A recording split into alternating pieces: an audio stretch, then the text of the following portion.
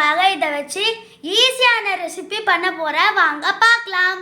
Hi viewers, இதெல்லாம் தான் தேவையான இன்க்ரீடியன்ட்ஸ். இப்போ நம்ம குட்டி மிக்ஸி ஜாரில் வெங்காயம், பூண்டு,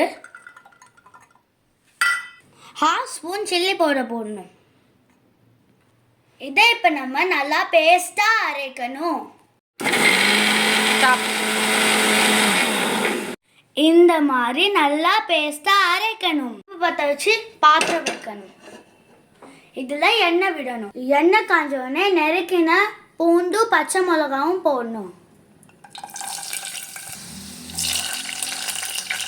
இதில் தக்காளி போடணும்.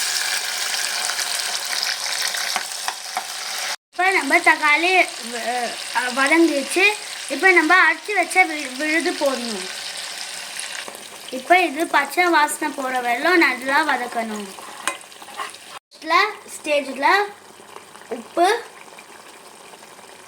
அப்போ கொஞ்சோண்டு வெல்லம் போடணும். இப்போ பச்சை வாசனை போயிடுச்சு. இப்போ நம்ம நறுக்கி வச்ச பாலக்கறியை போடணும்.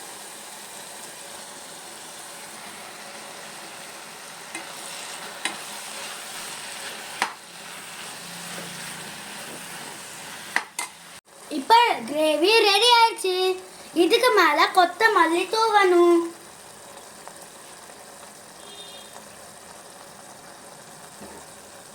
அடுப்பு ஆஃப் பண்ணிட்டு இறக்கணும்.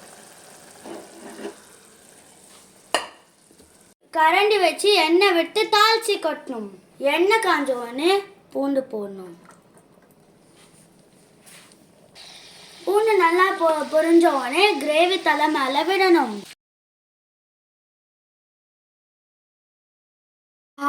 நம்ம கிரேவி பார்க்கவே சூப்பரா இருக்கு.